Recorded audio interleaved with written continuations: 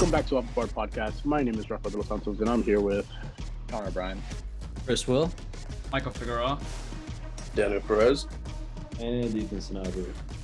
And yeah, today we have an action-packed episode. We're going to be talking about the Champions League format changes. Then we're going to move on to good old Connor's Chelsea once again, talking about their ownership changes, and hopefully they'll be more competitive, right, Connor? I hope so. Then we'll be moving We'll on get to to it. the transfer rumors. There's a lot going on right now, especially since the summer's coming up, especially with Erling Haaland moved to Ethan's Man City. We'll also be talking about Mbappe because obviously they're like one for the other. And then we're going to be moving on to Europa League, specifically talking about the predictions, what we think is going to happen, who's playing each other, how they got there, what this means. One of them is going to be playing Champions League football next season. So pretty important stuff. We're going to get started right away. Champions League format changes, boys. What are we saying?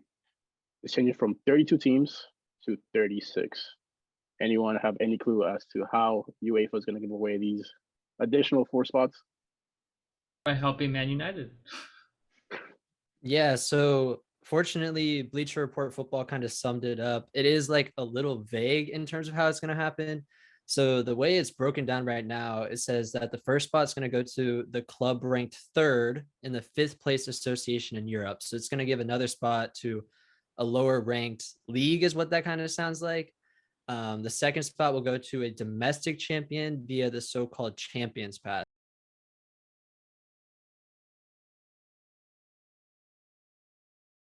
It made it so when I looked into it a little bit, it made it sound like if you win maybe a domestic title like the FA Cup. I'm guessing at this, by the way. They made it sound like if you win like the FA Cup or like the Carabao Cup, you get like an automatic pass into the Champions League. So I guess the question with that would be, is it each like domestic champion is going to go into a tournament and like play for a spot? Like if they didn't already qualify? No, they're gonna give it to just one that they favor. Like that's what I heard. Dude, what? Yeah, I heard it was gonna be like, this is what I heard they were trying to do is that, so if a team like, let's say Arsenal, because they do pretty well in the FA Cup. Let's say they win the FA Cup, they don't qualify for Europe, but they're like a big marketing model for Europe. They're gonna just put them in there. But I think it might be dependent on pedigree, which is actual Champions League trophies, which Arsenal wouldn't be responsible for that. It would be Man United instead, who's actually won Champions League. So like a big team that's been historically good in the Champions League will just be given entry, which I think is unfair. That kind of sounds like the Super League to me. Yeah. This kind of did quickly turn into the Super League, because then 3rd and 4th go to the 2 associations with the best collective performance by their clubs in the previous season. So basically every year that's probably going to be either Premier League or La Liga because they perform the best in Champions League. So I mean, this year would have been Premier League and Eredivisie because Liverpool went undefeated in the group stage, right? And Ajax went undefeated in the group stage as well. is it? Oh, so it's based on their performance in group stage, not like how far that league goes in the tournament? I'm guessing because when I looked at the article, that's what it said, that it would have been this year. It would have been Premier League in the Netherlands. So, like, I immediately thought, well, it must be only the group stage, which is kind of ridiculous because, like, how good you do in the group stage is totally up to like who's in your group, which is totally randomized. Like, I think there should be like, if you're gonna do it by points and who did better, you should take into account like round of 16, quarterfinals, like semifinals, finals. Like, you should be able to get more points for these things. And it kind of sounds like it's just going to be like, well, the 2 leagues that do best in the group stage, or like, I don't even know. It like kind of doesn't make sense. Like, now that I speak on it, like, so the top 2 teams, like, if Ajax got the most points and Liverpool got the most points, so those 2 leagues benefit from it. That kind of makes no sense. I figured it would have been based on how far the teams made it in the tournament. So, for example, the semifinal had 2 Premier League teams and 2 La Liga teams. So those 2 leagues would get an extra spot. That's how from a fairness standpoint and actually getting like the best quality, I think that would be the best way to go about it. But yeah, that's what I was thinking. But like, I had the article pulled up here from Plundar Arena. It says the final 2 places will go to the associations with the best collective performance by their clubs in the previous season. Those 2 associations will earn 1 place for the club best ranked in the domestic league behind the UEFA Champions League positions. For example, at the end of the current season, the two associations adding one club to the Champions League based on collective performances of their clubs would be England and Netherlands, which in my head made sense because, like I said, Liverpool got a bunch of points, I think all the points, and so did Ajax. I mean, it really just sounds like a way to keep like teams that wouldn't normally make it, like United and Tottenham and Arsenal, in like that conversation. It's just it's more. It seems like a market share thing. The biggest thing is UEFA is going to be projected to make revenue of 40% higher, according to ESPN. Current 3.5 billion to 3.8 annually from its club competitions. Honestly, it's just a money grab. Adding these two extra teams who I think aren't really going to put that much into it. I mean, it's going to be cool that you're going to have teams who aren't always going to be there. Like, let's say last year probably would have been like a West Ham, you know what I mean, that followed up like 6th or 5th, which is cool for them. But in terms of the competition aspect, it's still going to be the top teams that we are expecting to win for the most part, outside of a fantastic run. I don't really see the need for the change in the format, at least from this type of change. So it can make it more interesting, I think, because the way they're actually doing the brand new system also is there's not going to be group stages. It's going to be like one giant group, and you just kind of play and then get ranked that way, which I think is so dumb. Like, I don't want to have big teams matched up just because they want to match them up. I want big teams matched up because they just got lucky and they're in the same group, or they got drawn like that. It makes it more fun, and I feel like UEFA is trying to take away the whole, like, in a way, like the fairness and the excitement and like the unknown of it. Because the reason why like some managers or some players struggle in the Champions League is that you don't prepare already who you're going to play against. Like, you don't know if Madrid is going to play against prior to like getting out of their groups. If they're going to play against PSG, Bayern, whoever, they have to just wait for the draw and see who they get against. And they might be lucky or they might not be lucky. And I feel like this just ruins the whole fun of it in a way. Yeah, if you want, I can kind of like explain what the group stage is going to be like. They're calling it like the Swiss system, or it is the Swiss system, with the new 36-team league. It says here that each team will play 8 matches, 4 at home, 4 away. The fixtures will be determined by a seeding system, which will rank clubs based on the historic performance, which is ridiculous. I mean, it's not ridiculous. I kind of get it. Like, if you have to seed them, I'm guessing the previous champions, like if Liverpool wins this year's Champions League, they'll be the number 1 seed. I'm guessing Real Madrid will then be the 2nd seed. I don't know how you are going to rank 3 and 4 because they didn't play against each other. Like, the Real did not play against Man City, but don't really know how that's going to happen. But it says the top 8 sides in the league will qualify automatically for the knockout stage, while the teams finishing in 9th to 24th will complete in 2-legged playoffs to secure their path to the 16 to the last 16 of the competition. So basically, 8 teams are going to go through, and the other 8 are going to have to play 2 games before having to play the top 8 teams, which is like ridiculous, man. It's like the play-in that they just added to the NBA. Just more games, let the lower teams go at it, and then they get to play against the big boys. Yeah, except in the NBA, guys are used to playing 82 game seasons, and these guys, you add 2 more games against top-notch competition. Like, and again, you could lose a player to injury or just being tired, man. Yeah. I agree. You're looking at almost 10 games before you reach the round of 16. I feel like this is going to take forever to do. Like, there's so many games before you get to like real knockout stage stuff.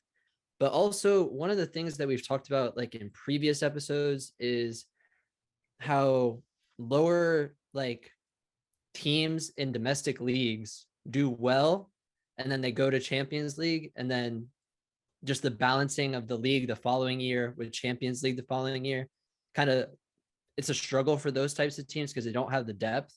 Is adding extra teams and making both Europa Leagues bigger, Conference League is going to be bigger, and Champions League going to be bigger.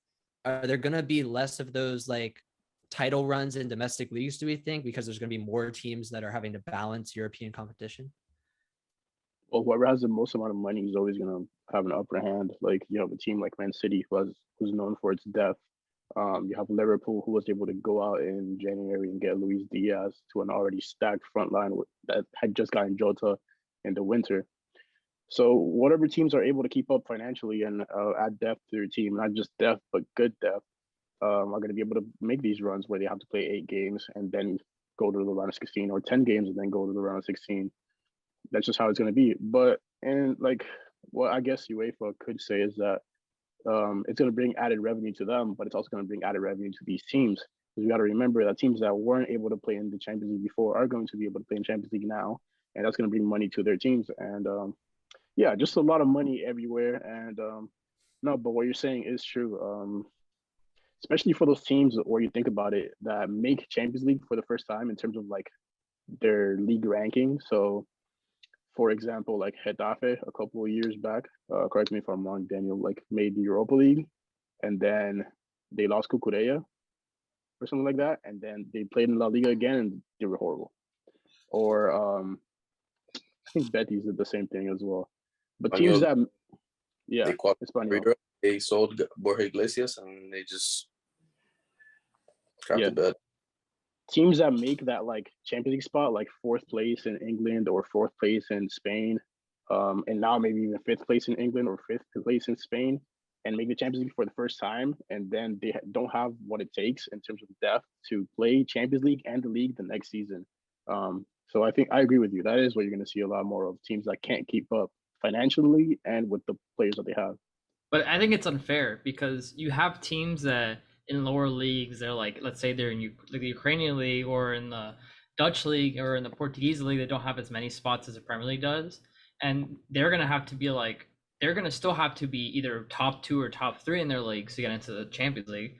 While a Premier League team like United can struggle, not make good decisions financially, be bad in the league, and they're just like, oh, you have good pedigree, we're going to give you the spot.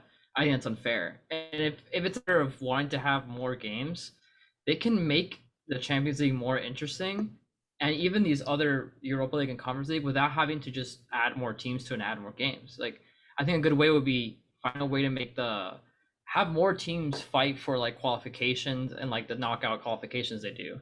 I think that could be a nice way of doing it, or have like a system where the teams because I think the way they do it right now for the Champions League is you have to have a certain amount of points and be 3rd in your group to go into Europa League. I'm correct? And then you play against the Europa League side, and then you get in. What I think they could do is they can have every team that got 3rd place in the Champions League play against each other and fight for a spot to still be in Europe, but in the Europa League. That could be more interesting, in my opinion, instead of just being like, oh, we're just going to give all these teams the chance to we're just going to have all these teams play each other, play 10 games, have a knockout stage that no one really like a play-in basically, and like no one's really gonna care for that. Like it just seems unnecessary because the bracket as it is perfectly fine. I love the current system of Champions League, group stages, home away. It's fine. So, well, I mean, their answer to you is going to be that they're going to give, like, the first provision of the format change is that they're going to give a team. It says one place will go to a club ranked 3rd in the championship of the association, 5th place in the coefficient rankings. So they are going to give a team that wouldn't make the Champions League, that isn't that good, a chance. So like right now in the country coefficients for UEFA, the fifth ranked league is France. So at the moment, I think only the top 2 teams in France, or it might be, yeah, I think the top 2 get an automatic, and then the 3rd one has to do a play-in. I might be wrong, but I'm pretty sure that's how it is. So basically, with the changes that they're making, France will get a 3rd. Like whoever's in 3rd will also make the Champions League. So that would be their answer to what you just said. In terms of like, it would be more interesting to have people that like don't usually make the Champions League rather than like United, who like struggle and like don't deserve it, but out of like merit or out of like how the team name United make the Champions League. So, like, I know we don't do a basketball podcast, but it's very, very similar to the play-in. What in the NBA do you think has changed or made it look better for the NBA playoffs when you guys do a play-in? Because we've done like 1 or 2 games in the National Basketball Association, and those games are exciting, but they don't really change anything to the bigger scheme of what's going on in the playoffs. Those teams you almost I don't think have ever beaten a 1 seed. And even before, going back to 1998, they've never beaten a 1 seed except the New York Knicks and the Derrick Rose-less 76ers, and only one of those teams have made the finals. So it's like, if we take that back into soccer, and I think soccer is a lot more, what's the word for it? Less, I wouldn't say it's less like predictive. I mean, it's less predictive. There's more variety in a lot of things that go on. But I don't see those teams coming in and going out and showing crazy, at least often. I mean, you may have one Cinderella story often or not, but I don't think it's going to be that much of a difference. It's just going to be these boring games of guys who we think should win for the most part. So it's unfortunate because I'm a big fan of like underdog stories, albeit I am a City fan, but it will hurt a lot. So. And like UEFA is gonna try to be like, oh, it's better for these smaller clubs because now they're gonna be in the Champions League and they be getting Champions League money, but Champions League money doesn't get divided evenly on just where you rank up and where you win. It depends on the club you're in. Because Real Madrid takes a lot of revenue from the Champions League. So does Barcelona. So does Bayern. So does, I think, some English teams too, because they're more popular. They already have, so they're able to go on the table and be like, listen, we're going to make this tournament no matter what.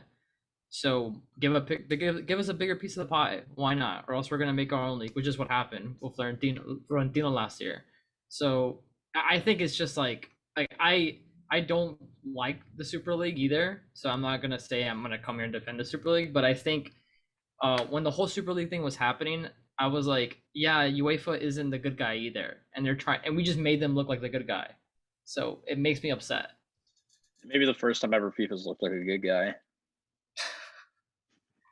I mean, the upside is that they're gonna do this 2 years from now, so we still have 2 years of regular Champions League. And they're also going to do it to the Europa League, and they're going to do it to the Conference League. So once you look at lower levels, maybe you might be able to see what they're trying to do more, or like the positives of it are brought out more, where you have teams that really don't make any European competitions. When you talk about the Conference League, making Conference League now, or like making Europa League now.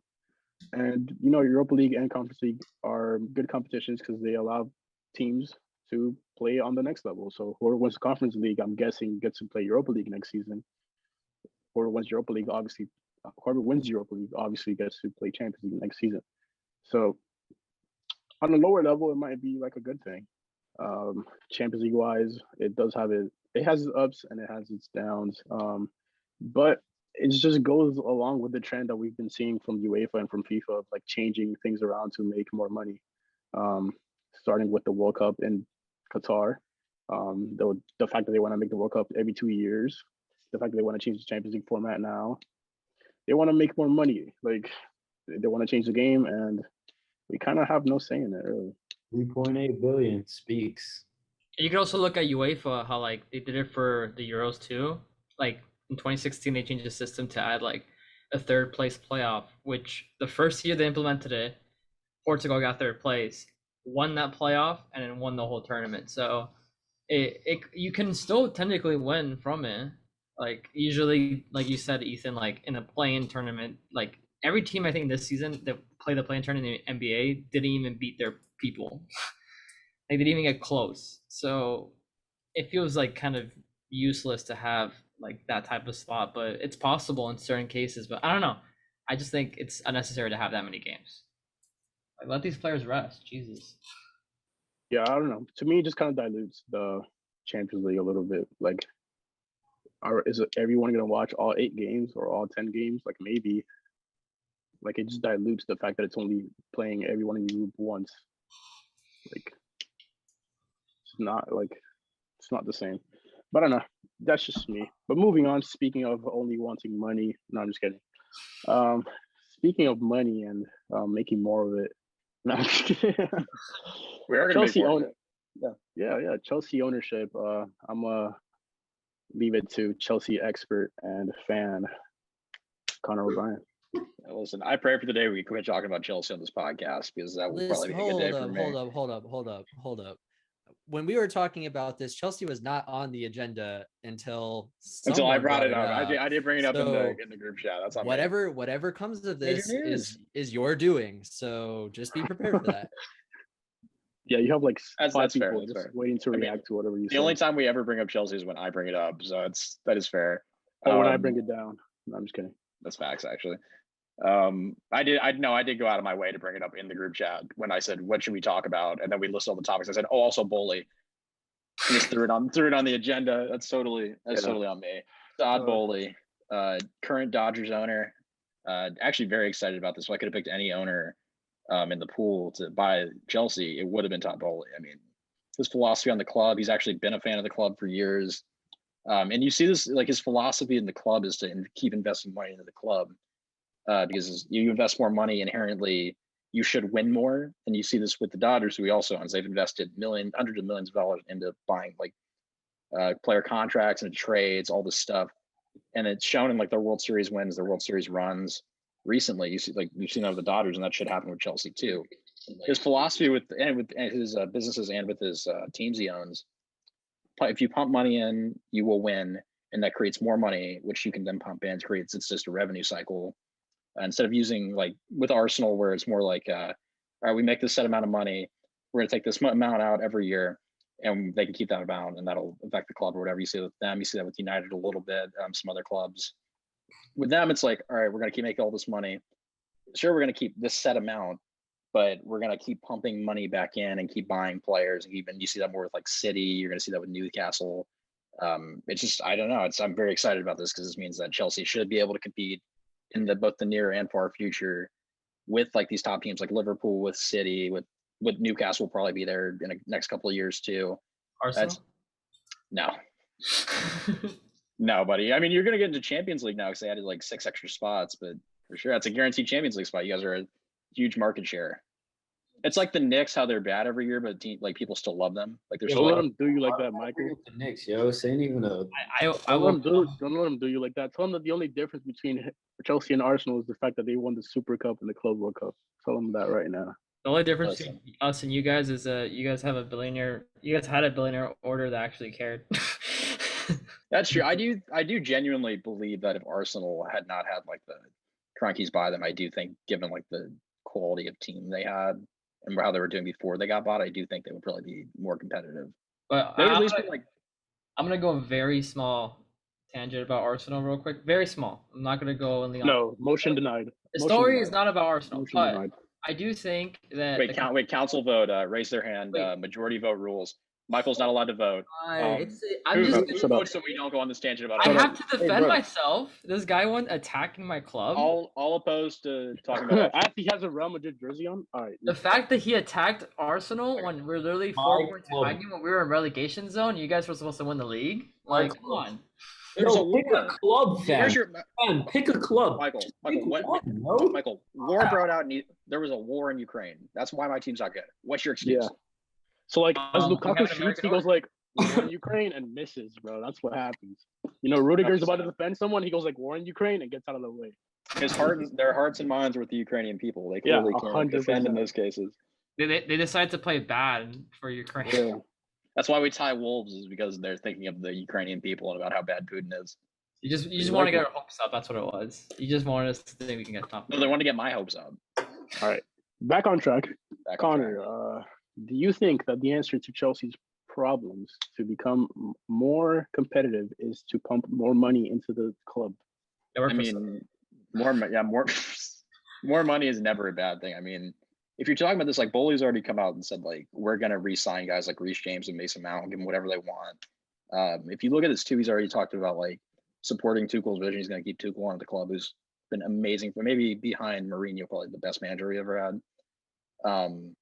And Tuchel so far has not really had any transfers that he's wanted. He didn't sign anybody the last 2 windows that he really wanted because of the influx of guys under Lampard. But if you look at this, like there's a bunch of spots that are opening up because of guys that are leaving because of the situation we've had, and because there's guys that honestly need to be booted out of there, like Timo Werner and like Ross Barkley and guys like that. But there's guys like we're probably gonna get Jules Koundé, probably gonna get Vardiol from Leipzig, maybe Dembele from Barca because he could go anywhere and he's very interested in coming to us or PSG. I'm excited. It's bit. Danny, you're not resigning Dembele. You can't afford him. He sucks. I don't know about you, but I read Spanish newspaper.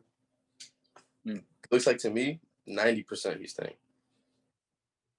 How do you figure? The Spanish newspapers like Como biggest Diario, Sport, Mundo Deportivo. I don't know, That's because I keep seeing him linked to PSG and us. I don't know. I'm not gonna trust Spanish newspaper on Spanish teams. They're gonna be a little bit biased. Like English, Aren't English they the ones journalists, that are gonna know? They are, though? yeah, they are They're getting there. they're gonna be like a little biased. I saw a recent report that there's like almost there hasn't been any work done to re-sign Dembele, and I think Barca's are they gonna try to go for Lewandowski in the summer? Because I keep hearing that name. You're Well, right Lewandowski, I think, about- wants to come to Spain, so he'd probably go to Barca if I had to You're guess. right about bias, but you also have to think about how I saw a newspaper in England saying Liverpool's going to sign Gavi. He's not going to re-sign. But Gavi's not going anywhere. Yeah, Gavi that's why re-signed. I don't trust any like main countries when they talk about stuff. I'm like, you guys are biased, bro. You're gonna be like the English Sky Sports the other day were talking about what's a bigger trophy to win, the Premier League or the Champions League, and I was like, shut up. Like that was what's a harder trophy to win? I was like, you're gonna tell me the Premier League's harder? You're cracked out. So I guess my question now is, with the new ownership compared to old ownership, was there a lack of like wanting to put money into the club? Was that the problem? Like, I mean, you're the guy keeping up with it, so. I mean, I don't think it was about not putting money into the club. I think it was about following more of the manager's vision, because I mean, day to day, Roman wasn't running the club. Like, he's not like putting lineups out. He's not playing his style of soccer because he's not a coach.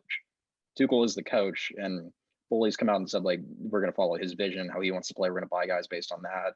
Like, talk to Tuchel when we make these decisions, get guys that he wants to play, so he's not stuck with like Timo Werner left wing, Ziyech right wing that he doesn't want to play with. So I mean, it's more. Go ahead. Or Pulisic either. I mean, no, he likes Pulisic. Yeah, Pulisic is a Dortmund. The problem is just that Pulisic is not consistent. That's more of the. That's a weird way to say good. No, I'm just kidding. He's good. He's just not good every game. I want to defend Connor a little bit. I do think that Chelsea, if they have a good owner that's willing to put money in the club, they can be really competitive in the league. Like I've said, because Liverpool just got good in the Premier League. They had an investment with Klopp. They put all this money. They took all their time with him, and he finally got them a league in 2020. And now Liverpool arguably is disgusting the league. And you can say in a day or not, they can be better than City, or City can be better than them. They're both pretty evened out right now. Chelsea, on their hand, they just won the Champions League like last season. They won the league, I think, 2 years ago, if I'm correct. 5. I think like 4 or 5. Yeah. Okay, yeah. 5. So they're not exactly a bad team, nor they're a bad club, because they make pretty good decisions when it comes to like who they need for their team to work, and they've been consistent in winning the league. Listen, he's an Arsenal fan. He doesn't really know what a good team is, so I'll speak on this. I'm gonna be honest with you. Listen, I've they seen bought Jorginho. They don't really know what they're doing sometimes. You know what I'm saying? They don't really know what they're doing. Yo, dude, before the season, people were talking about how Chelsea's depth was rivaling Manchester City's in like terms of people. Who said this? A lot of people were talking about that. Probably ESPN. Yeah, ESPN FC, madness. Yo, Hire him. He thinks like you. So I mean, like, I don't really think it's going to be spending that's the issue when it comes to Chelsea. And I think it's just Chelsea's been disappointing, if we want to be honest. Like, am I wrong? A lot of people were talking about, hey, like, they have a chance to win the league. He's not wrong. They were the third favorites, or like in the second at one point. Liverpool wasn't even that high in contention because Liverpool did so poorly last season because they had injuries. But I think you need to do you need 3 things to win and be competitive to build a club. Basically, you need a good manager, you need ownership who's willing to put money to buy players, and you need young players that you can develop, and you need to be patient. And I think if Chelsea want to be patient with Tuchel, buy these players that he wants, fit his system, they can be winning. That's all I want to say. I think that's fair. I mean, if we're talking about Chelsea as a disappointment, to concede a point, I do think we've had a disappointing season. I will say I understand the disappointing season. Chris guy's got huge on the Zoom because he admitted it. He admitted it. Finally said it. I'm gonna retcon this a little bit. If me knowing nothing about the season at the beginning of the season or in like December when we were in first place, saw where we were now in the table, like points wise, and like how we're closer to like Arsenal and Tottenham than we are to like City and Liverpool, and we're in third place when we were in first. I knew nothing about what had gone on. I'd be incredibly disappointed. I'm still disappointed, but now I like understand. It's like if you leave your dog at home all day and they like chew your shoes up. Do you think I can't be that mad. Do you think Chelsea's gonna go through like a kind of like a small rebuild in the summer? Like they're gonna have to probably splash money because a lot of players are leaving. They're like defensive cornerstones in your team, and you're obviously Lukaku hasn't worked out as a striker, and you're trying to give it a Warner. What do you think they should go for? I mean, I think a lot of like not like the I guess extra guys is probably the nicest way to say it. Like the guys like Werner and Ziyech and Lukaku, maybe Jorginho. He's been linked to Juve. I would actually love for him to go because he does nothing. Rudiger and Azpilicueta are obviously leaving. I mean, we obviously, yeah. So Christensen is also leaving. Forgot about Christensen because he also does nothing. He's completely out of my mind every single day. There's guys on like in the rotation that I don't really think fit. Like Lukaku, I just don't think fits. I don't think he's a bad player. I just don't think he fits the squad and the way we play like at all. I don't know. I think I mean, if we're looking at guys like I'd want to bring in, I would love he played us actually really well, I think, the other day, and he played actually not us but Manchester United the other day is Cucurella from Brighton. I would love him as our starting wing back or to rotate in with Ben Chilwell. No, he's good. I like him. He played well. He's versatile. He played well. I like him. He's a butt. I would love like Jules Koundé. I would love Rafinha. Guardiola. Rafinha's probably gonna go to... He's definitely going to Barca. He's definitely going to Barca. Wow. But I mean, if Barca keeps Dembele, I think we'll probably get whichever one of Rafinha or Dembele doesn't end up with Barca next year. I think we're probably gonna get. Yo, Chris, make a graphic. Connor's wish list. Cucurella. Your Christmas themed Rafinha, Cucurella at the top. I love him. I'm random player beside it I absolutely love is Cucurella. I watched one game and I just absolutely fell in love with the guy that was playing out of position and still played well. I defend you on. I've seen Cucurella play, and I honestly, a couple of years ago, I was like, he has to be Jordi Alba's replacement by the way he played. And then obviously it didn't work out, and now he's at Brighton getting player of the season. I was with you on that vote because I remember when we used to watch him play at Getafe, he was a monster, but he's not that guy. Only player. He's sauced United. That's enough for me. That guy. Yeah, but it's not that guy. I hear Connor. Like, I really just want him in a left back rotation. Like, not him. I mean, if we're gonna get like that guy at left back, there's like 3 or 4 of that guys at left back in the world right now, and none of them are leaving their team to go to Chelsea. His pronouns are Taylor Hernandez, like he's not leaving. Not him. Robertson's not leaving. Cancelo's not leaving. You think Koundé's leaving to go to Chelsea? Koundé is for sure leaving to go to Chelsea. You heard it here first. Where would Koundé go for? Where else would Koundé go? Why would he leave the best defense in La Liga? Because Diego Carlos is for sure also leaving. Why would he leave? I could give you reasons, but why would he? Because they can get paid. That's a different question. Sevilla's not going to pay them as much as like Diego Carlos specifically to Newcastle will probably happen because they were trying to sign him in January and he wanted to go. If he leaves, like Jules Koundé will probably. He's already been linked to us for like a year and a half. He will probably go. Like, why to you though? Like, why? Why would it be? We're a good team. We're a good team that can pay him. So can United. So can like Arsenal maybe. So can Newcastle. I said good team. So can PSG. Why would anyone pick Arsenal or United over Chelsea? Look, I'm not That's even. What I'm saying. I said good team. I said good team. Time out. What is Chelsea doing this season that they're not? We've been top 4 the entire season. Going to play Champions League. The Champions League. True. Sevilla's playing Champions League. We've been top 4 the entire year. I don't know if that's true for any other side in Prem, but there's not been a single week of the season that we have not been top 4. Sevilla's playing Champions League next season as well. Yeah, they are, and they should be, but they can't. That being said, it's not that Sevilla's not competitive; it's that they can get paid. Like Sevilla's not going to go win the Champions League. Chelsea, reasonably in the next 3 years, could go win the Champions League. Oh, this man's. I don't think that's crazy. I don't think that's a crazy thought. That is crazy. Connor. I'm not saying we're the favorite. I'm just saying we could. Connor, what's the realistic expectation for you guys to win the Prem? If we win All one right. in the next 3 years, I would be happy. I said realistic expectations, not That is a happy. realistic expectation. Next Connor. year we should finish top 3 again. And the year after Yeah. that we should finish top 3 again. In year 3, I think we should one of these years we should win it. Connor, I want you to look at it this way. It's an investment. You need a player to invest. Don't get crazy if you don't do as good, if you get top 4, if you get into Bro. Europe, fine. Just understand that you have a manager that's proven to win with you. You have the money, you have the talent. Just all you need to do is be patient. Because trust me, I've been patient with Arsenal for decades. And I think now I'm looking at the bright side with them. I'm not gonna go on a rant because we didn't want me to, but I think I think Chelsea are in a good position where they can get good enough talent to compete for top 3. I don't know what's gonna happen with Newcastle once they want to start splashing all the money they have in the world. But right now Newcastle isn't a hot target. But like I said, and like we all talked about, there's players that are really good that play for these big clubs that have big transfers, and they're not going to go to a team that's not going to pay them. So I wouldn't be surprised if Newcastle for some reason get like Bale or like Isco, who aren't going to go to like a crazy big club, but they're going to get paid at Newcastle for sure. So like I don't know what's going to happen with the Premier League once Newcastle starts buying players.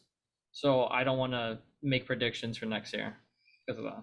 But I read a report actually today that Lingard is not going to Newcastle because they don't want to pay him. So it's kind of like who's going to go to a team that's in 15th in Prem right now, like a top tier player, even though they can get paid, they're not competitive, and they're probably not they're not finishing top 4 next year in the near future. But you have to acknowledge that like that type of change with a club that gets a new owner happens fairly quickly. Because when City got bought out, next year they were competing for top 4. When Chelsea got bought out by Roman, next year they won the trophy. Well, they had already won the. I mean, correct me if I'm wrong about this, but they had won. Like City had won the league in 2012 before they'd been purchased. No, they got. They purchased. had a. Were they purchased before that? Yes. Okay. It was like an 08 when they got purchased. Never mind then. But like I think in 2010 is when they started like buying big players for their team, and they started like really they had a good manager with I think Pellegrini, and they were like competing for like top 4 at that time. I think 2011 is when they had like a big splash so much money, and then they basically like revamped their team. But like I said, it takes like 1 year or 2 years for like a big club with big money a club with big money to just be competing for top spot in the Premier League. So City was bought in 2008, and in 2009 they actually finished 10th. So Newcastle was bought this year. They're finishing around 9th as of right now. So more than likely, it'll probably be 2 to 3 years before that starts to actually get in and starts to make actual noise. See? Told you. It's not going to make any noise in the top 2. It's not. At least not for a very long time. Neither is Chelsea, no matter who they buy. It's not going to happen. I'm being for 100% honest with you. It's gonna happen. Because the thing that you have to acknowledge with Newcastle too is that they also have like a pretty base, and they have a very strong football heritage. So yeah, sure, Newcastle hasn't been successful in the recent years. Man City just bought Erling Haaland. They're top 2 for the next very long time. No, but that's fine, like but Michael, United, like Arsenal has that history, but it's the same way like the Jets have a history. No. Like I will go in a different argument with Arsenal, but like let me put an example. When United won the league, when City won the league, they beat United. So the team that was dominating the league for the past decade at that time was Manchester United, and when City beat them, that's when the tables turn, and that's when what year was that? That's the second greatest underdog story of all time, by the way. What year was that? 2012. 2012. Okay. That was when Aguero did the whole score, like the craziest They were ending game of like that year. But look, so now the 2 teams to be the 1 team to be for sure in the Premier League is Manchester City. Bro, give some Newcastle's respect to Liverpool, like, dude. Yeah, but Liverpool doesn't have the pedigree in the league like that. Yeah, even See, the dog. See, the dog knows you're wrong. You're a Liverpool fan? Jesus. You said something dumb, and the dog disagreed. So now Nah, it's They don't true. have It's true. It's true. When has Liverpool won the league? They won the league once in the last 30 years. Yeah. They Bro. don't have pedigree. They've been That's in fine. 2 champions. They've also been in 2. I mean, Liverpool's not had like long-term success, but they've been in Yeah. 2 Champions But- Leagues the last like they're They're a on new the competitive rise. team. They're on that rise. Like they're on that rise. Like Yeah. if you look back Yeah, in, but, like, if we're looking like 20, 25 years down the road, like Liverpool will probably have a bunch of Prem titles. But let's look at it this way: the players they have, Mane and Salah, are getting old. They're they really bought good. Luis Diaz. Like, I know, but that's Luis Diaz is not Mane and Salah. That's a future. yeah, It's an he's- investment, but you're gonna have. But once Salah and Bro. Mane starts getting older, oh my God, what is Michael doesn't know ball, bro. No. Luis Diaz might just be as good as Mane. I'm just gonna. Dude, put it he's. I don't think it's gonna be that quick though. Because I mean, they it took have, a like- while Diaz for like Mane a to kick year. in the league. Not even a replacement though. Klopp's been playing Mane as a 10 and just putting Luis Diaz on the left. Dude, he kicked But once you Diego lose those Jota two out of the players, what's lineup. gonna happen Diego with your Jota's like the third leading scorer in the Premier League or something, like, or like fourth or something now. That's what, yeah, like, dude, Jota's been benched recently, and he has like Jota. 20 goal contributions in Prem. I'm not saying that Liverpool are gonna be like ousted from the league, like Listen, this, man, go to war. bottom So- line. But I think There's that's. two, I think that- Newcastle's there's gonna. 2 teams that are really competitive in the Premier League, and it's Man City and Liverpool. One of them made the signing of the transfer window in Luis Diaz, and another one of them just made the signing basically was projected to be like the best signing so far in a very long time. Like this is like Neymar to PSG big, like, or Mbappe to PSG big. Like the only thing that's gonna beat that, the only thing that's gonna beat that is if Mbappe goes to Real Madrid. That's it. That's They're it. going to be competitive. They're going to be extremely competitive. And this is the first time that they're going to play with actual strikers. It's like Aguero, and not even because Aguero wasn't even the kind of striker that Erling Haaland is. So that we'll have to see about like what happens. In terms of like Chelsea, to cap off this very long Chelsea segment, we have to see what happens. We have to see because it takes more than money to make a team great. I think that one of the most underrated things, and that big teams like PSG take for granted, is the fact that to win titles, you need to bring up players from your youth ranks. Think about every single team that's won the Champions League in the last 5 years. They all have really, really, really good players from their youth system. Chelsea has a really good youth system, and you saw that under Lampard. If they can harness that with money, then you'll do something. But just thinking that you can go out there and bring in Koundé to plug the hole left by Rudiger, and bringing this player and that player, and like, oh, Timo Werner didn't work out for us, even though he's only been here for X amount of time, get him out of here. Like, or Lukaku, get him out of here. Like, you have to see. Football heritage. Wait, what you mean by that? Like Aguero's not like The kind of striker that Haaland is. He's just not. okay. They play very differently. They play very differently. That's fair. But I think you could also argue, like, not to go on a long tangent, but like Aguero obviously is like an old time. Like if there's like a soccer Hall of Fame, like Aguero's for sure in there. Like he's electric, great, like a phenomenal Yeah, player. Aguero's an all-time great Premier League striker. Yeah. Yeah. Holland is like a generational talent striker. Yeah. Like you see, like he's But like how you do can argue that Holland or Aguero was never the best striker in the world the entire time he played. Like Holland is probably not right now, but that's because like Lewandowski and Benzema have been incredible the last couple of years. You could argue he's like right there at third, and he's like 21, 22.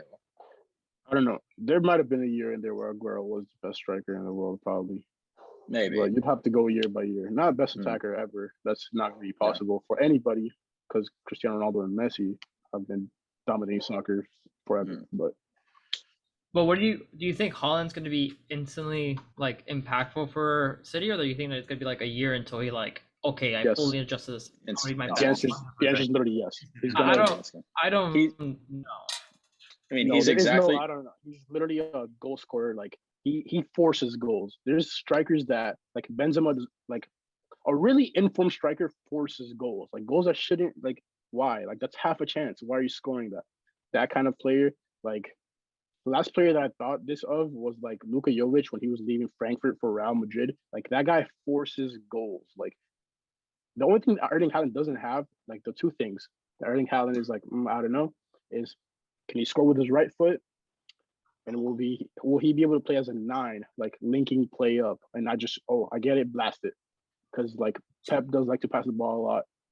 So those two things. Other than that, Erling Haaland is gonna force goals for Man City. They're gonna feed him the ball because they have the ball. Every team they play against, they have the ball all the time. They complete a lot of passes. They complete a lot of crosses. They're gonna get him the ball, and all he needs to do is shoot once he has the ball. So if you give him a striker that's really good at shooting a lot of shots, he's gonna score. But all of this is a theory, bro. Because the same way I brought Luka Jovic up as an example, Luka Jovic went to Real Madrid and did what? Nothing. Forced Real Madrid to buy Mariano. Like, so who knows? Is he the type of striker that can come in and you think could win Golden Boot in the Premier League? Do you think this is all also with him staying healthy? If he stays healthy, which he hasn't been great with this season, but is he the type of striker that he can come in and win Golden Boot for a season? He won't come. He won't come in and win Golden Boot. For a couple of reasons. Number one, you have to adjust to the Premier League. Even though I think he's perfectly fit to do so because he's really fast and really strong. That's usually all you need. Number one, he has to adjust. So just being in a new country, being with new players, he has to adjust. You can shake your head, but he has to adjust, buddy. Number two, for you to win the Golden Boot, whether you like it or not, in any league, unless it's completely not competitive like Bundesliga, you have to take penalties. And Erling Haaland is not going to take penalties for Man City. That's just the truth. Because if you take away penalties from the Golden Boot race in the Premier League now, Mo Salah is still number one. But you can see that Heung-min Son is like... No, but Heung-min Son's actually first if you take out the penalties. Really? Yeah. Like currently? Mm-hmm. Yeah. Well, there you go. I know that there's a stat that in the last like 4 years, non-penalty wise, Heung-min Son's the leading scorer in the Premier League. Yeah, he's really so. He's a beast, yeah. He's probably the best left wing in the world right now. No, shut up. Why? Wait. Who's a better name a better left wing in the world? Better left wing? What? There's one playing in the Champions League final who is top 5 in scoring. No shot. He's talking about Luis Diaz. You're not talking about Luis Diaz is also Luis Diaz. He's good. No, Luis Diaz is good, but he's not better than the thing is we can't judge Luis Diaz because Luis Diaz got to Liverpool and he's only played like half a season, bro. I mean, to be fair, he has been electric at Liverpool. Like, he would be judging him badly. Heung-min Son's amazing, but I am putting, and maybe this is biased, I'm putting Vinicius ahead of Heung-min Son. No, there's no better left winger in world soccer right now. Vinicius doesn't have the finishing touch, but I'm sorry, like it takes a certain kind of left winger. You can do this all you want, but Vinicius is top 5 in scoring in La Liga, top 5 in assists. He's the under 21 player with the most goal contributions in the world this season. Okay. But that's not on top of a bunch of nobodies. That's on top of Phil Foden as well. We're talking but Phil Foden doesn't even start every game. We're gonna talk about. I don't care, Vinicius is 20, bro. Doesn't matter. Who cares about age? We're talking about best right now. Heung-min Son is the best player on Tottenham right now, easily. Yeah. Vinicius is the second best player on Real Madrid. Tottenham, not even the screen. Real Madrid. It doesn't matter. Okay, yes. Of course it matters. Real Madrid team that's not. I can't even. That's not what. Tottenham ain't even playing Champions League, bro. Get on my face. But we're talking about for the past 4 weeks of this podcast is like, this Real Madrid team, it's not as good to win Champions League. I'm surprised they got there. Like they're not built to win the Champions League. Doesn't mean that Vinicius is having a season out of his mind, bro. Vinicius is having a great season. I'm just saying he's not better than Heung-min Son. You can do that. You can say that, bro. There's one of them is playing Champions League final. The other one's never seen a Champions. Well, he has. The one plays in Tottenham. He plays in Tottenham. He made a Champions League final and he got beat by Liverpool. Where was he in the final? He's loyal. He was in the worst Champions League finals of all time. He's a loyal guy. What can you say? He shouldn't be. Not with Tottenham. No, he should not. You should not have stayed at Tottenham. That's kind of crushing his. He played for Hamburg. He played for Hamburg. He played for Leverkusen. Then he played for Spurs. Technically, Vinicius only played for who? Like Flamengo before. You put Son in the Italian league, and he's tearing it up, bro. Tearing it up. No, if you put Son on any marketable team, whatever you want. It's like Mike. It's kind of like Mike Trout and the Angels. Like he's on a non-market. He's on a team that just stinks. Like if you put Son on a team, Son or Harry Kane or like Christian Romero on a team that's like good, like people would like really appreciate that. And I'm like, not as much Kane, because Kane I feel like already gets that appreciation, but like Son specifically, like put him on like a. Even put him on like Arsenal, someone that like people actually care about. Like I've never met a Spurs fan in my life. Son is just more informed than. Okay, the first thing you gotta realize is that the same way that Son is really good, so is Harry Kane. Like they depend on each other so much. Like no, I know. Like so much. Like I saw a stat that they like have combined like 40 assists to each other, like in their career at Spurs. It's one of the best prem duos ever. Yeah. So I don't know, bro. And it came into my mind when we were talking about Erling Haaland. Like, I don't even think that Man City got the best striker that they could have gotten in the transfer window. I think that Harry Kane in form is way better than Erling Haaland. He's actually way better than damn nearly anyone. Well, I was gonna say Connor alluded to it earlier. He was like a top 3 striker. Haaland is not a top 3 striker in the world. Kane is better than him, but Holland can be. Haaland can be. Haaland has the potential, like Ballon d'Or potential. Kane does too. But Kane can also be better than Erling Haaland could ever be. Because I'm sorry, but like I see Erling Haaland as someone that has a lot of potential for goal, but I do not see Erling Haaland as someone that can assist. Harry Kane is a filthy. Haaland plays good in assister. link-up play. Haaland can play good on link-up play, although Borussia Dortmund does a lot of counter-attacking football. So okay, if Harry Kane's at a 99 in passing, Erling Haaland's like at a 70, bro. It's just not even real. Like, bro, you gonna compare Harry Kane's link-up play to Erling Haaland? No.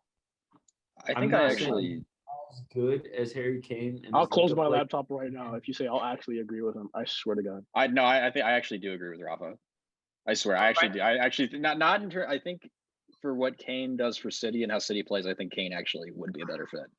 Because he does do that passing. Like he also already plays in the Prem and he could shoot with both feet. I don't think he would. I mean, that's why you see like City over like last summer was trying to get City last season was trying to get Kane. A better fit, Ethan. You think Erling Haaland's a better fit than Harry Kane?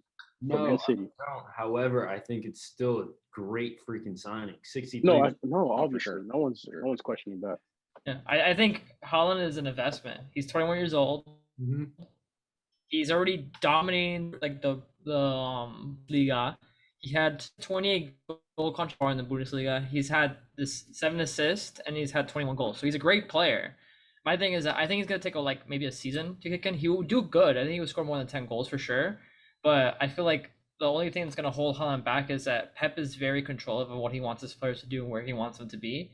On Dortmund, he has a lot more freedom of where he's able to be, where he's able to move around with the ball and have more possession of it in offense. So I think that might be a little bit more to adjust. And on top of that, like you guys said, injuries. The Premier League is visibly a lot more tougher physically than the Bundesliga. And if Haaland's getting injured as it is right now, I don't know how it's going to work in the Premier League. But like I said, Haaland's 21. He's very young. It doesn't matter if he has a bad season. He's still going to be dominating for City. 2017, 2018 is the last time City played with a central striker. They scored 100 points in the league. I'm saying like this is going to be a crazy signing. Erling Haaland will not win the Golden Boot in his first year. I think that's a guarantee. And the next 4, he might take it every single time. Just going to be 100%. So. You're a funny guy. I like it. But you also got another striker too. I'm gonna tell you this straight up. You know how like Ronaldo and Messi's a real argument? I'm telling you right now, if Kylian Mbappe ever wears a Real Madrid jersey, it's not gonna be Mbappe Haaland as much as people think it is. It's gonna be Mbappe by far and then Haaland. It's gonna help a lot that Haaland's at Man City though. I will tell you that. That's what gives him an advantage, to be honest. But if Mbappe comes to Real Madrid, he's taking the Golden Boot every single year. Every single year. Especially if he comes this summer when Karim Benzema is on fire and can assist him, dude. You're talking about the leading goal scorer in the Liga. And I think he's now second in assists because Dembele got some assists yesterday with the leading scorer in Ligue 1 and leading assister in Ligue 1 in Mbappe. Just gonna leave that there. And one last thing on Vinicius Heung-min Son thingy, the thing that I said.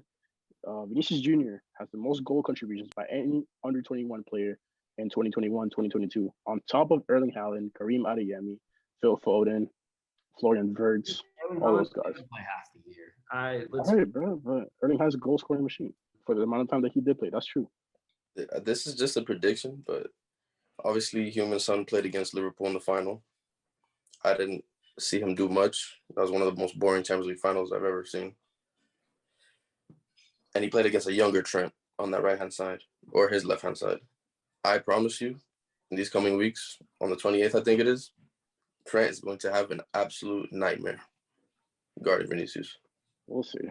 a nightmare. That's a big All conversation. right, let's talk about the Champions League final because within the first 10 minutes of the game, like they gave up a penalty and were down 1-0 already to start.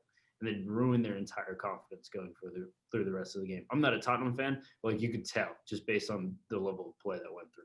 So, I mean, yes, you are right. They were a terrible looking team, but definitely mess up with the psyche, especially I think it was a bad call, but that's just. Dude, any team that lets Origi score on them does not deserve to win the game. So basically, that's that. Yeah, they considered a penalty early on, but they were not going to beat Liverpool in that final. They would never were. They were supposed to be Ajax, Liverpool. Lucas Moura nutted on everyone and decided to take the game into his own hands. Cool. It doesn't matter. It's a football, man. All you want, bro. You could put Spurt. Dude, I'm not even having this conversation. Vinicius is playing Champions League final. He makes sense. Not tough. Hey, speaking of finals, we do have a Europa League final next week. We should probably mention that real quick. Do a little predictions for that. Yeah. Europa League final. Eintracht Frankfurt versus Rangers. So looking into as to like how both teams got here real quick, I just want to run through it very fast. So speaking of Frankfurt, we have a team that came out undefeated in the group stage. They went 3-3, 3 wins, 3 draws. It's a competition they've been playing for a while. They've been playing Europa League like every season, kind of consistently. They beat Betis round of 16, 3-2 on aggregate after winning 2-1 in the first leg. Betis is a really good team, especially this season, so that has a lot of merit to it. Guess what they do in the quarterfinals? They draw Barca, and much to the demise of Daniel, they beat Barca as well. They tied 1-1 in Germany, which I thought was something that Barca could take and probably beat him at the Camp Nou. But as Ter Stegen famously said, "We're not in the Spotify Camp Nou. This is the new Frankfurt home." So then Frankfurt went on to win 3-2 in Spain and knock out Barcelona. So they beat Betis. They went undefeated in the group stage, beat Betis, beat Barca. Impressive. Then they draw West Ham. Like, look at this road to the final. They beat West Ham 2-1. Then again, they beat them 1-0, beat them 3-1 on aggregate to get to the final. So undefeated in the group stage, Betis, Barca, West Ham. Rangers. They come out of the group stage 2-2-2, 8 points behind Lyon, who got first place in the group. They were 1 point away from third. Rangers drew a scare. They played a team that I can't even pronounce, which is impressive. That's how you know their team is absolutely crazy. It's like Crvena Zvezda, something like that. They beat them 3-0, but then they lost the second leg 2-1, 1-4-2 on aggregate. They drew Braga, which I had predicted would be Rangers, and everyone else had Rangers going through. I was right, but wrong, because Braga ended up beating them first leg, but Rangers came back. Kind of playing like Real Madrid at this point, where they win one leg, lose the other, or lose and then win, but they won on aggregate. But in the semifinals, they finally drew Leipzig. They beat Leipzig in the first leg 1-0, or they lost to Leipzig in the first leg 1-0, and then they beat Leipzig 3-1 to go 3-2 to the final. So with all that being said, I think the Rangers is the weaker team for sure. As you can see, in the road to the final, the only big team they played was Leipzig, and they struggled. They only beat them by 1 in the aggregate. Then you have a team like Frankfurt, on the other hand, who beat Betis, Barca, West Ham. But if Rangers has done anything this season is prove people wrong. If I had to predict and I had to give a scoreline for this final, I would say Frankfurt wins 3-2. That's only because I want to give Rangers. What the dog doing? I want to give Rangers some credit because they have shut me up in the past because I thought Braga was going to knock them out. And I thought Leipzig was going to knock them out, and there they are. So that's been nice, though. 3-2 scoreline. I think Frankfurt goes through. But I think Rangers can actually win it. I don't know. They've been surprising so far. They should have not been that dominant against Leipzig in the second leg, and they proved that they were pretty dominant at home, scoring 2 goals very early. So I think Rangers can actually surprise everyone and take it, even though I know Frankfurt's going to have the presence in the stadium for sure, because they apparently have requested 100,000 tickets, which they're not going to get because that's the whole stadium. But that just shows that they have their whole fan base around them. They have the support. They've been playing really good football. They beat Barcelona. They beat West Ham. They're obviously favorites, but Going for favorites, boring. I'm gonna go for the underdog, Rangers. Dude, what an awesome Wait, what scoreline did you say? I'm gonna say it's 2-1. 2-1 Rangers. Yeah. What an awesome story it would be if Rangers actually won the entire thing. They were relegated from the Scottish Premiership a couple years ago, came back, won the title, now have a chance to play in the Europa League final. I'm going to say 2-1 Rangers just based off story. Everything in your right mind, if you're a betting man, goes Frankfurt, but taking Rangers. Plus, Rangers also won last year with Steven Gerrard as their manager, and they went undefeated in their league, which is pretty crazy. And they got double relegated, by the way, because of financial thing. And Chelsea won the Champions League last season, and look what happened. No mercy. No mercy. I'm not touching it. I cannot speak. If I speak, I'm in big trouble. Listen, I think the Rangers will probably win. I don't think it's fair to call them an underdog. Even like they made the Europa League final, they were incredible with Steven Gerrard last year. The only reason they're really not even leading Scottish Premiership right now is because when Steven Gerrard left to go to Aston Villa, there was a little hiccup in the road for them, and they kind of dropped a head on points. And Celtics having a great season too. That's a very good team. Barisic is Croatia's starting left back. He's been their left back all year. They have Barsi, who starts from Nigeria at left back. They have a lot of like Mark Goldson's very good. Aaron Ramsey, Europa League legend from Arsenal. John Wall. They have a lot. They do have a really, really good team. I think they do honestly stand a chance. Like the way they play, very much on the counter and then sit back defensively. Like I think they like their style of play versus Frankfurt's. I think they could easily win. I think I agree with Michael's stat line. I think it's gonna be 2-1. Wow. And Everyone's someone with going some the opposite sense, way. like No, I got you. Yeah. So I think you got to go Frankfurt on this one. I mean, look at the road that they went through. Like they beat Barcelona when Barcelona was at a good point in their season. Everyone thought Barcelona's coming back. Barcelona's doing good. They beat them. And not only have they like won each of these like stages, but they're either tying or winning each of those legs. So they weren't relying on some type of comeback to get them to the next round. Like they were being dominant throughout the entire thing, which I think applies to a final where you only have one game. You can't lose and then come back and try and bounce back from it like Rangers has. So, and then also if you watch any of the games, like Frankfurt like dominated those games. Like Barcelona didn't, like Barcelona was at a high, they were in good form, and Frankfurt flat out dominated them in my opinion. And not only that, some of the goals they were scoring were absolute bangers, absolutely incredible quality goals. I think Frankfurt takes this one. I'm going to go 3-1 just to give Rangers a little bit of credit, but I think Frankfurt runs away with this because I think it's in terms of, if you look at the teams they've been playing, West Ham has been in good form in the Premier League. Barcelona was at a good point when they played them. I think they just run away with this. That does bring up an interesting point because then what do you say about Real Madrid? They've been coming back or having to hold on to aggregate score lines. Does that mean that they're doomed against Liverpool? Doesn't mean they're doomed, but I think it's something to definitely consider. Like when it does go from a 2-leg thing where like, okay, we're down 1, whatever, like we know we can bounce back because it's just a different mentality when it's just one game. You go down early, it's a little different because it's not like you have another half and then a whole other game to bounce back from that. But I mean, Real Madrid is also a different type of quality than either of the teams we're talking about in Europa League. So, and Real Madrid's been there. They've been to champions in recent history and have proved themselves. So, I mean, it's definitely something to think about, but it's not something I'd be concerned about as a Real Madrid fan. Football heritage, as Jose Mourinho said. Daniel, your Europa League final analysis. My prediction is same as you, 3-2 to Frankfurt. Like, I forgot who was it that said that they've been dominating every single tie that they've been in. And obviously, when I saw them play at the Camp Nou, well, it wasn't really the Camp Nou to me, but they were scoring goals that those players won't ever score again in their whole career. They were just playing. That was our Camp Nou. Hater. Is this Spotify? It's Spotify Camp Nou.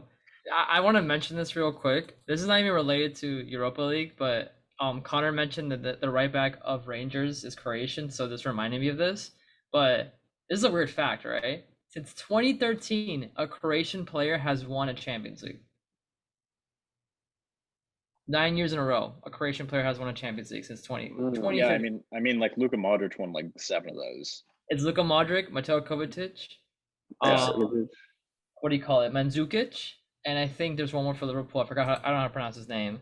Dejan Lovren. Yeah, Who did Mandzukic win one with? with Bayern. Bayern. Oh, Then that's right, Rakitic won right. with Barca. Rakitic won with Barca, and Persic won with Bayern also. So there you go.